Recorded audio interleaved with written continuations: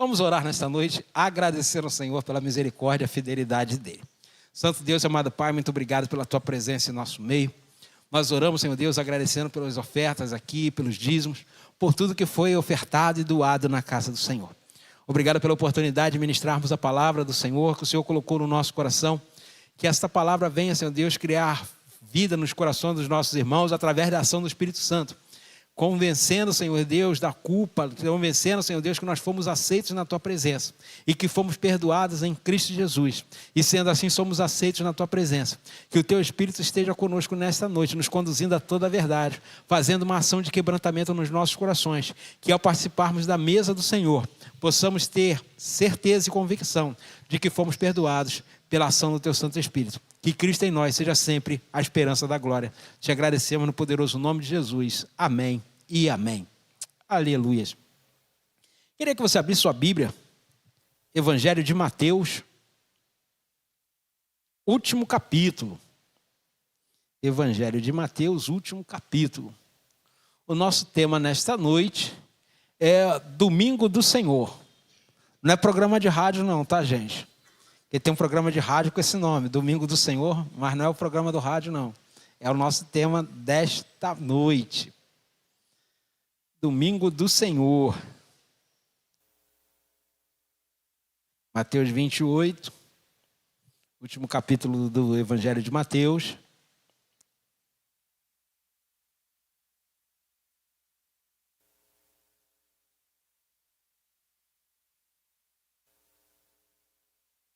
Amém? Podemos? Vamos nós aí, Mateus 28, do versículo 1 ao 10. No findar do sábado, ao entrar o primeiro dia da semana, Maria Madalena e a outra Maria foram ver o sepulcro. E eis que houve um grande terremoto, porque um anjo do Senhor desceu do céu. Chegou-se, removeu a pedra, assentou-se sobre ela. O seu aspecto era como um relâmpago, e a sua veste alva como a neve. E os guardas tremeram espavoridos, e ficaram como se estivessem mortos. Mas o anjo dirigiu-se às mulheres, dizendo: não temais. Por que buscais Jesus, que foi crucificado? Ele não está aqui, ressuscitou como tinha dito. Vinde ver aonde ele jazia. E depois, depressa, dizeis aos seus discípulos que ele ressuscitou dos mortos e vai adiante de vós para a Galiléia. Ali o vereis. E como vos digo, retirou-se elas apressadamente do sepulcro, tomadas de medo e de grande alegria, correram a anunciar aos discípulos. E eis que Jesus veio ao encontro delas e disse: salve! E elas aproximaram-se, abraçando-lhes os pés, o adoraram. Então Jesus disse: não temais. Ide avisai aos meus irmãos que se dirijam à Galiléia e lá me verão. Então aqui nós estamos falando da ressurreição do Senhor. Da ação de Deus através do anjo dele ressuscitando Cristo. Ressuscitando dos mortos como havia sido prenunciado. E o Senhor Jesus falou várias vezes que ele iria morrer, mas ele iria ressuscitar. No entanto, os discípulos continuavam com dúvidas. Mesmo o Senhor tendo falado várias vezes, o Senhor repetia sempre a mesma fala. Convém que o Filho do Homem padeça para que também entre na sua glória. E ao terceiro dia, ressuscite. Muita gente pensa que é 3 dias depois. Não, é o terceiro dia dos eventos. Porque ele morre na sexta-feira e sexta, sábado, domingo. Quantos dias? Quantos dias? 3. Não é depois de 3. É ao terceiro dia ele vai ressuscitar. Tá? Então as pessoas falam: não, mas se ele morreu na sexta, seria na segunda. Não. Ele diz que destrua o templo e em 3 dias ele será restaurado. Não é depois de. É em 3 dias ele será restaurado. A palavra é essa. A interpretação que pensa que é depois. Não, é em 3 dias o templo será restaurado. E aí ele não está falando do templo de Jerusalém, ele está falando dele. E aí Jesus falou isso e os discípulos não conseguiam entender. Até porque o próprio Senhor falou. Eles ainda não tinham recebido o quê? Não tinham recebido o quê? O Espírito Santo. E aí, quando o Espírito Santo vem, Jesus falou que ele ia convencer do pecado, da justiça e do juízo, mas ele ia lembrar de todas as coisas que o Senhor havia falado. O Senhor diz, algumas coisas eu quero falar, mas vocês ainda não têm capacidade de compreender. Porque a revelação do Senhor para nós, ela é progressiva, ela vai acontecendo aos poucos. Porque quando nós recebemos, muitas das vezes, uma palavra do Senhor, o Senhor, com o passar do tempo, ele vai, na verdade, descortinando aquilo para nós. Porque muitas das vezes, no começo, aparentemente, parece que aquilo está se cumprindo. Mas não é, muitas das vezes, o propósito do Senhor. Nós temos vários casos desse na Bíblia. Imagine quando o Senhor deu um sonho a José, que José está vendo ali, que ele, dentre os irmãos, será aquele que vai sobressair. Será aquele que terá domínio sobre a casa. E aí, quando o pai dele, Jacó, chama ele e pede ele para supervisionar os irmãos, José pensa, opa, o sonho está se cumprindo. Mas era o cumprimento do sonho? Nem de longe. Mas a sensação que dá é que o sonho está se cumprindo. Só que ele passa uma trajetória, ele passa ali toda uma situação para que realmente, definitivamente, o sonho venha a acontecer. E José vai passar por vários momentos que parece que está indo. Aí quando a coisa parece que está caminhando, de repente vem um balde de gelo na cabeça de José. E assim é conosco. A revelação que o Senhor dá, ela vai acontecendo aos poucos. Até definitivamente a coisa deslanchar. E o resultado acontecer daquilo que o Senhor nos falou. Mas ela é progressiva. E aqui o Senhor falou com os apóstolos. Mas eles não conseguiam entender, porque ainda não tinha o esclarecimento que o Espírito Santo de Deus nos dá, quando nós olhamos a palavra e entendemos. Então tem algumas coisas aqui que nós podemos ver. Então o Senhor está dizendo para nós nesta noite, algo extraordinário, que o Senhor acontece nesse texto, que muitas das vezes a gente lê rápido e passa batido. Então algumas coisas nós trazemos aqui desse texto. E aí quando diz aqui Maria Madalena e a outra Maria foram ao sepulcro, nós precisamos ver lá no capítulo 27 lá, que estava ali Maria Madalena, no dia que Jesus foi crucificado, Maria, mãe de Tiago e de José, e Maria, mulher de Zebedeu. Tinham 3 Marias lá. 3 Marias diferentes. Maria Madalena, Maria, mãe de Jesus, e Maria, mãe de João e de Tiago. Mas quem foi lá, na verdade, naquela manhã, a outra Maria aqui que está falando, é a Maria, mãe de João e de Tiago. Não é a Maria, mãe de Jesus, tá? Então, mas no sepultamento, na crucificação, estavam lá as outras 3 lá juntas, como aqui ele descreve no capítulo 27, versículo 57. Não, 57 não, 56. Versículo 56 está dizendo qual eram as Marias. E Maria Madalena e Maria, mãe de José, aí sim, aqui é Maria, mãe de Jesus, tá? Porque um dos irmãos de Jesus chamava-se José, tá? Então, aqui, na hora que o corpo é sepultado, é Maria, mãe de Jesus, que está com ela, com Maria Madalena. Maria Madalena é quem participa de todos os eventos, tá? As outras Marias aqui vão intercalar de momentos, mas Maria Madalena é a única que segue todos os eventos, desde a prisão do Senhor, da sua morte e da sua ressurreição. Então, ela é um personagem chave dentro da história do Senhor. E aí, o que podemos aprender neste dia aqui com este texto? O que nós podemos entender? O que nós podemos aprender nesse texto? E aí eu tirei alguns aprendizados aqui para nós nesta noite. Noite essa de Santa Ceia. A primeira lição que nós podemos tirar deste texto está no versículo 1. E aí buscar o Senhor precisa ser a nossa prioridade. Não pode deixar para depois. Buscar o Senhor tem que ser a nossa prioridade. No findar do sábado, ao entrar no primeiro dia da semana, elas foram ao sepulcro. Não esperaram dar meio-dia, não esperaram, não. Foi no começo do dia. Logo que o dia virou, elas estiveram no sepulcro. Então, buscar o Senhor precisa ser prioridade. Depois eu penso nisso, depois eu resolvo isso, depois eu faço isso. Não, é prioridade. Buscar o Senhor precisa ser prioridade. Então, qual era a prioridade delas? Preparar o corpo do Senhor. Lembra quando a mulher ungiu o Senhor na casa lá de Simão? O que Jesus falou? Guarde a outra metade, porque a outra metade vai servir para preparar o meu corpo. Ela unge Jesus. Aquilo ali acontece nos últimos dias de Jesus.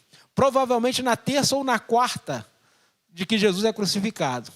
E Jesus fala para ela, olha só, guarda essa metade, porque eu ainda vou precisar. Não usa tudo não desperdiça não. E era um bálsamo caríssimo. O bálsamo que aquela mulher usa para Jesus, ele é caríssimo. Quando o texto diz que vale 300 denários. Vamos jogar para baixo, 300 denários hoje, sabe quanto dá? Tem ideia? Tem ideia, gente, de quanto dá 300 denários hoje? Vamos jogar para baixo. Se um trabalhador braçal hoje ganha R$100 de diária, 100 vezes 300, quanto dá? Quanto dá? 30 mil, gente. Não é isso? 30 mil. O perfume que a mulher usa para ungir os pés de Jesus lá, ungir a cabeça de Jesus na casa de Simão leproso, 30 mil, filho. Tem gente que olha, passa batido, não faz um cálculo. É 30 denários, é 30 diárias de um trabalhador braçal da época. Ou 30 o jornaleiro, né, que era o trabalhador da jornada, do diarista hoje nosso, era 300 pagamentos dele. Era basicamente quase que um ano de salário. Tirando aí os dias, né? 365 dias. 52 domingos por ano. Olha só, é basicamente o pagamento do ano. Ali que aquela mulher gastou para ungir Jesus. E aí Jesus manda que separasse a metade, para que depois da morte dele, ele pudesse ser, porque era uma tradição fazer isso. Por isso que elas vão, porque no sábado não podia fazer isso.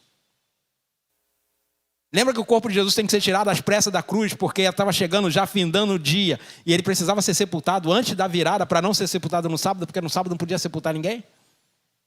E aí, elas esperam acabar o sábado, assim que o sábado termina, elas vão para o sepulcro. Então, buscar o Senhor precisa ser prioridade. Vira para a pessoa que está do seu lado e diga aí para ela, ó, buscar o Senhor precisa ser prioridade na sua vida. Amém? Quando Deus tem um propósito em algo, coisas extraordinárias acontecem.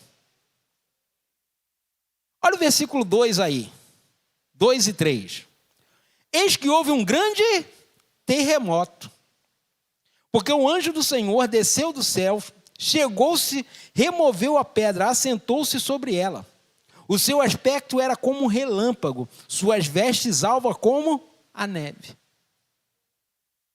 Então, quando Deus tem algo extraordinário para fazer nas nossas vidas, coisas acontecem, surpreendentes, maravilhosas.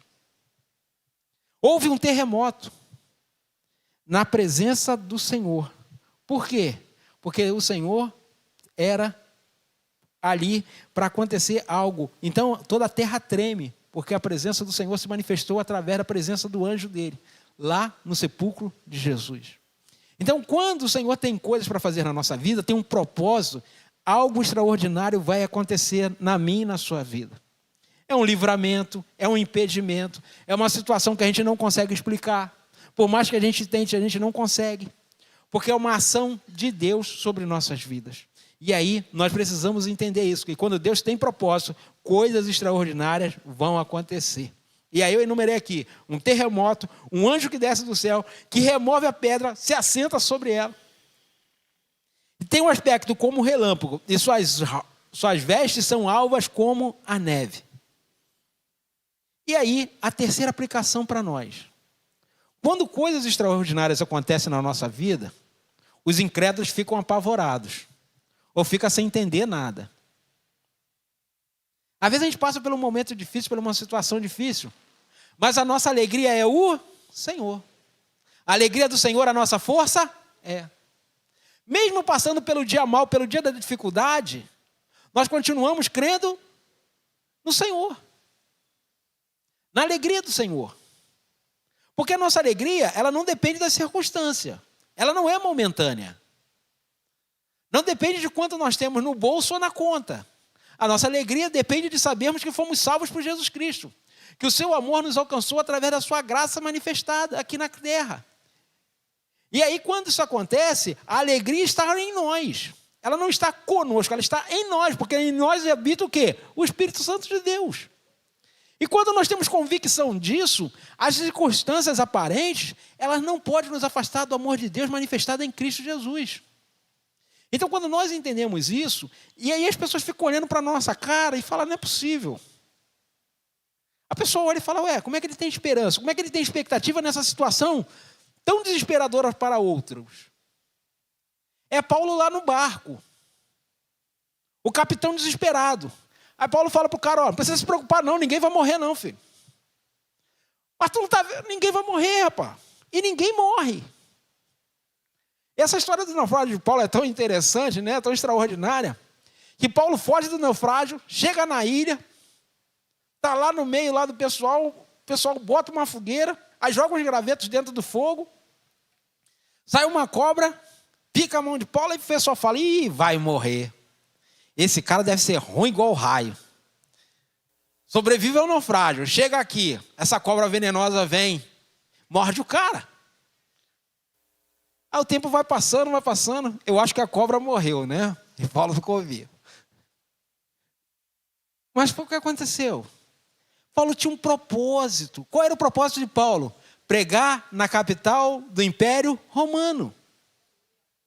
Aí é por isso que ele escreve na carta aos Romanos que nem a morte, nem a vida, nem principado, nem potestade, nada pode nos afastar do amor de Deus que está em Cristo Jesus. Porque em todas essas situações, naufrágio, picada de cobra, tudo, nós somos mais do que vencedores porque Ele nos amou. Não eram as circunstâncias que mudavam o propósito da visão de Paulo. Paulo sabia onde ia chegar e por que ia chegar. A esperança dele não estava acontecendo nas circunstâncias. Então todo mundo achando, ele vai morrer. Não, não vou morrer não. Porque Deus tem um propósito, Deus me deu uma missão e eu vou cumprir essa missão. A missão é chegar na capital do império e pregar o evangelho. E Paulo vai para a capital, vai pregar o evangelho, anuncia o Senhor. Então nós vemos aqui que quando algo extraordinário acontece, as pessoas ficam incrédulas. As pessoas ficam paralisadas olhando. Mas é a ação de Deus nas nossas vidas que nos move. Não é a aparente situação. E aí o texto diz que os soldados ficaram como? Apavorados. Como se estivessem mortos. Imagine os caras. Do nada. Aqui está de madrugada, gente. Aparece uma figura. Movendo uma pedra. Tem alguns escritores que dizem que a pedra do sepulcro onde Jesus estava, que precisava de 4 pessoas para mover. Aí aparece uma figura. Com as roupas, né, mais alvas do que a neve. Nunca vi neve de perto, né? Só na televisão, né? Não tive a oportunidade, né, de estar lá na Suíça, de estar na Alemanha, né? Quem sabe um dia o Senhor leva, né? Vai lá. Mas os caras são impactados. E aí os caras ficam estarrecidos, como se estivessem mortos. Porque algo extraordinário aconteceu. E é assim nas nossas vidas. Quando Deus faz algo extraordinário, as pessoas ficam apavoradas. Tem gente que fica até aborrecida, porque Deus nos abençoou. Porque tem gente que acha que a gente vai acabar, vai quebrar, vai cair. Não. A nossa esperança é o Senhor.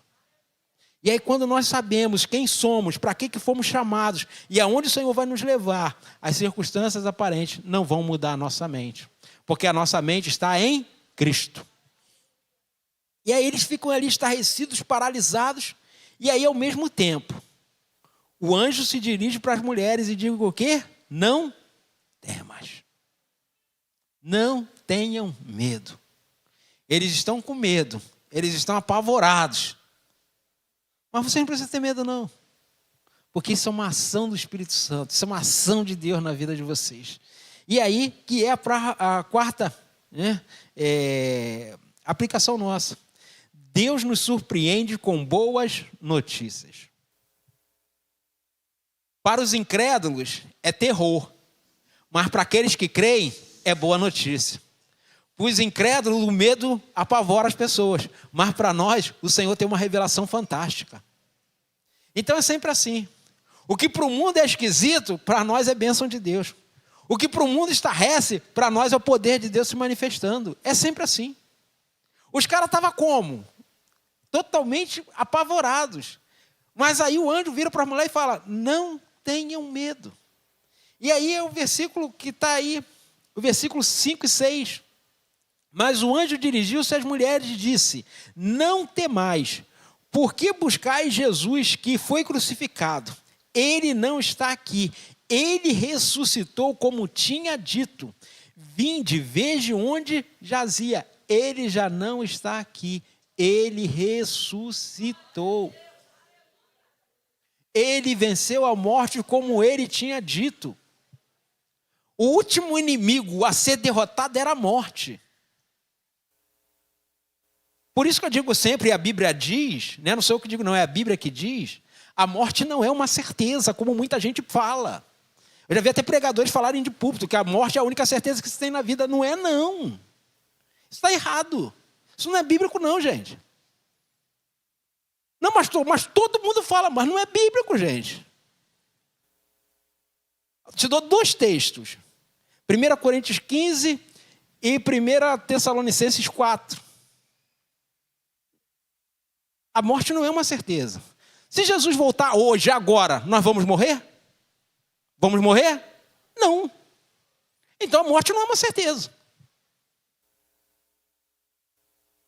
Não é. É uma expectativa, é uma das etapas da vida. Nascemos, crescemos, nos casamos, né? Geramos família, mas morrer não é uma certeza, não. Porque se o Senhor voltar agora, nós que estamos vivos, como o apóstolo Paulo acreditava que ele estaria vivo, não morreremos, mas teremos um corpo transformado. Então a morte não é uma certeza, ela é uma das etapas da vida. Por isso que ele falava, nada pode nos afastar do amor de Deus. Porque a única certeza que nós temos é que nós éramos pecadores, estávamos afastados da glória de Deus. Isso era uma certeza. Mas fomos resgatados, comprados e remidos, porque Cristo ressuscitou, venceu a morte, está à destra de Deus intercedendo por nós. Isso é uma certeza. Essa é a certeza que nós temos. Estávamos banidos da glória de Deus. Mas quando Cristo retorna, dentre os mortos, ressuscitando, se assentando à direita do Pai, Ele nos redimiu, Ele assumiu o nosso lugar, Ele pagou a nossa dívida, como nós cantamos aqui ainda agora. Então houve uma ação de Deus. E essa é a boa notícia que nós temos aqui para anunciar e falar para as pessoas. E aí ele diz, o Senhor ressuscitou, Ele está vivo. Você pode dar um aplauso ao Senhor? Ele vive para todo sempre. A morte não pode vencê-lo. Então, não há inimigos que possam nos derrotar. Nós não precisamos temer a morte. Como eu falei, é uma das etapas da vida. Pode ser que o Senhor me leve antes dele voltar. Pode ser que não. Pode ser que eu tenha esse prazer de ver. E aí, quem já foi aqui em sepultamento, que a gente ministra ali, né, a palavra ali no sepultamento, eu sempre digo, quem partiu primeiro, quem descansa no Senhor, vai ter um privilégio na nossa frente. Quem descansa no Senhor vai ressuscitar primeiro e vai ver o Senhor antes de nós. Porque o apóstolo Paulo diz que aqueles que descansam no Senhor, eles vão ressuscitar primeiro num corpo glorioso, e nós, os que estivermos vivos, seremos transformados. Então a Bíblia, ela dá explicação. É que a gente passa no texto batido e não pega a essência do texto. Então até aqueles que descansam no Senhor vão ter o prazer de ver o Senhor na nossa frente. Então olha só como a Bíblia vai nos dando aqui boas notícias. Então nós que perdemos alguém, nós não precisamos ficar preocupados. Quem descansa no Senhor já tem uma garantia de ver o Senhor ainda antes de nós. Olha o privilégio. Então nós precisamos lembrar da palavra do Senhor, e isso quem traz para nós é quem? É o Espírito Santo, que revela isso para nós. Então o Espírito Santo dá uma boa notícia para aquelas mulheres. E aí a quinta aplicação para nós é, quando Deus nos dá uma orientação, Ele dá orientação sobre o que precisamos fazer. Ele diz o que lá no versículo 7? Ide depressa, dizei aos discípulos que Ele ressuscitou, e vai adiante de vós para a Galileia. E ali o vereis, como eu vos digo. Ele diz, o Senhor ressuscitou. Vá e anuncia. Vá e proclame. E é isso que nós precisamos fazer hoje no dia a dia. Precisamos falar com as pessoas. Cristo ressuscitou e está vivo. E aí, o Senhor dá essa orientação, vai e faz dessa forma. E aí, quando nós recebemos essa orientação, nós precisamos fazer isso rápido. Olha só o que o versículo 8 diz aí. E retiraram-se elas como? Apressadamente. Eu estou na NA. Elas foram apressadamente. Não, depois eu vou ver isso, depois eu resolvo. Depois eu falo do amor de Jesus, depois eu prego. Não, filho. Elas foram apressadamente, receberam uma ordem, receberam uma missão, receberam uma boa notícia. E rapidamente, apressadamente, elas foram anunciar o Senhor. Elas foram anunciar que Jesus está vivo. Então, quando você receber uma palavra do Senhor, uma palavra liberada do Senhor, faça rápido. Não fica esperando não fica postergando não. Porque é isso que o Senhor quer de cada um de nós. Elas se apressaram para fazer aquilo que o Senhor falou. Elas foram apressadamente, tomadas de medo e de grande alegria. Correram anunciando aos discípulos. E é isso que precisamos fazer. Ir com rapidez, apressadamente, proclamarmos e anunciarmos que o Senhor vive para todo o sempre. Ele venceu a morte, Ele ressuscitou. E aí, a sétima aplicação. Ao nos encontrarmos com Jesus, precisamos adorá-lo. Quando elas veem Jesus, Jesus se apresenta a ela, e eis que Jesus veio ao encontro delas e disse, salve. E elas aproximaram-se, abraçaram-lhe os pés e o adoraram. Às vezes a gente vem na casa do Senhor para conversar com as pessoas, para bater papo, para botar o papo em dia, para botar a conversa em dia, para usar roupa nova. E a gente esquece que aqui é um lugar de culto, de adoração. A gente vem aqui para adorar o Senhor, a gente vem aqui para louvar o Senhor. Este é o lugar de culto, este é o lugar de adoração. A gente precisa entender isso, que nós estamos na presença do Senhor. E aí, quando elas veem o Senhor, elas se prostram e adoram ao Senhor. Porque Ele está vivo, Ele está no meio de nós. Isso aqui não é uma reunião social, aqui não é um clube. Nós estamos na presença do Altíssimo. Quando nós estamos no culto, quem está aqui ministrando louvor, a palavra, seja qual for a parte do culto, ele é só um representante. Quando nós conversamos no meio do culto, a falta de respeito não é com quem está aqui. Não, a falta de respeito não é comigo ou com qualquer outro pregador, com diácono, quem seja, pastores, não. A falta de respeito é com o dono da obra, com o dono da casa. É essa a falta de respeito. Nós precisamos saber disso. Então, quando nós viemos à casa do Senhor, é para adorá-lo em espírito e em verdade. A hora vem e o tempo é este,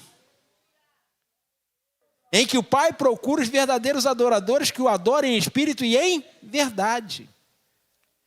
Quando Jesus fala assim, o tempo é este, é o tempo todo que o Pai busca. Não é de vez em quando. Não é o local que faz, é a pessoa. Como eu falei aqui no começo, a adoração coletiva é boa, é ótima. O ambiente, quando ele está propício à adoração, ajuda. Mas eu estou preocupado com a minha adoração individual. Não é com a adoração coletiva.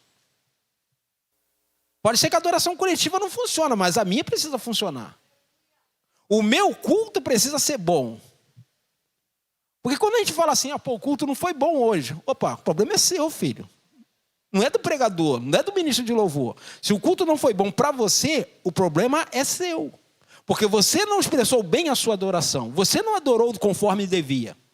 O culto para mim sempre é bom. Porque a minha adoração não depende de quem está do meu lado. A minha adoração não depende do ministro que está aqui. A minha adoração depende do meu coração, da minha essência. A minha essência que precisa se manifestar. Se o do meu irmão tiver também na mesma sintonia, na mesma ligação, glória a Deus, é melhor. Mas se não tiver, eu não posso deixar que isso impactar a minha vida, a minha adoração.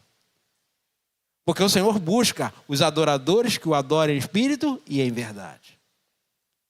E esse é o tempo, essa é a hora, este é o dia. E a hora é agora. E aí elas adoram aos pés do Senhor. E aí, para nós terminarmos, quando recebemos a notícia, nós precisamos anunciar as boas novas. Jesus ressuscitou e está vivo. É isso que nós precisamos fazer. Então proclame, anuncie, o Senhor venceu a morte. Ele está vivo e Ele virá buscar a sua igreja no tempo oportuno. Você pode aplaudir ao Senhor? Aleluia.